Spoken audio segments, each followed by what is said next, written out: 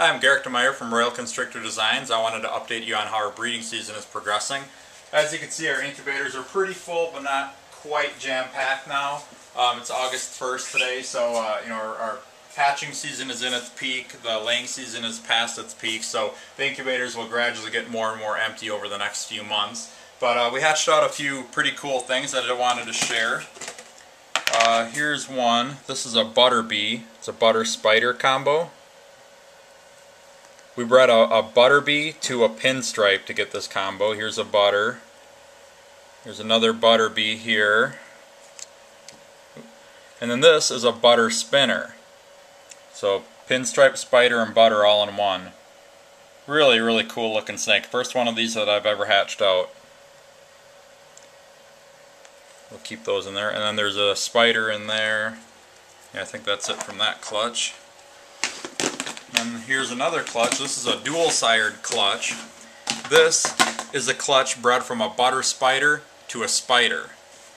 So we hatched out another butter spider, or butter bee they're called. Regular spider. Another butter bee or butter spider.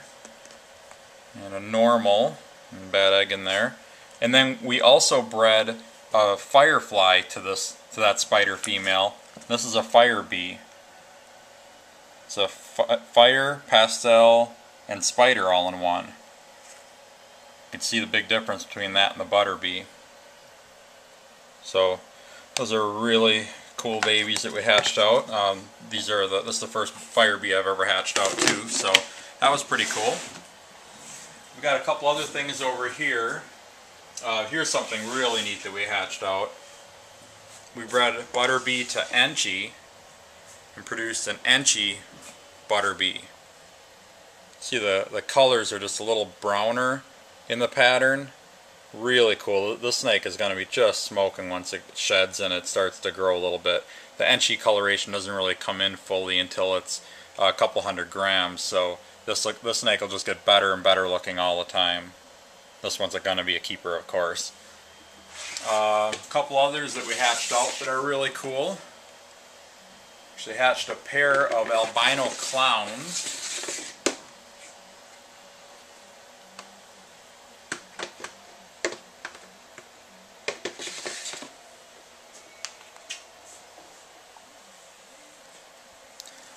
There you go.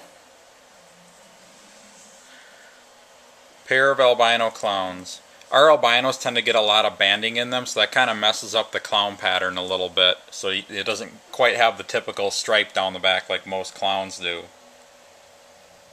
You can see by the pattern on the face that it's obviously a clown. We have an albino clown male, and he bred to a double het female. We produced this pair of albino clowns, then we produced a clown het albino and an albino het clown. So those are a couple of the cooler snakes that we hatched for this year. And let's see, another thing we produced. Got a Mimosa. That's hypo champagne. And that is in contrast to the regular champagne. It's a real snappy little bugger too. Both of these two are. That's a regular champagne. It's actually champagne had hypo, and this is a Mimosa. Very aggressive little snakes for some reason. And we produced another champagne combo. This is a pastel champagne. It'll get more yellow as it gets older. That's what they look like as they're hatchlings. Pretty cool snake. This one's a male, so we'll keep him here for breeding.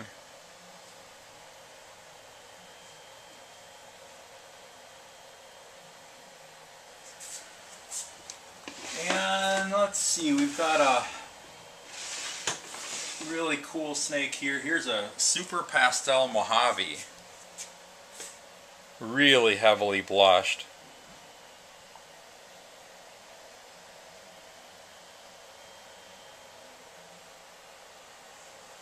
Also a little bit aggressive. It's feeding day here, so they're kind of anxious and they think they're going to get fed.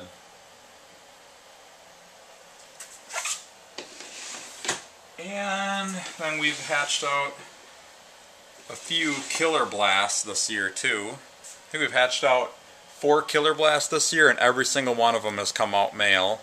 Killer blast is a super pastel pinstripe spider.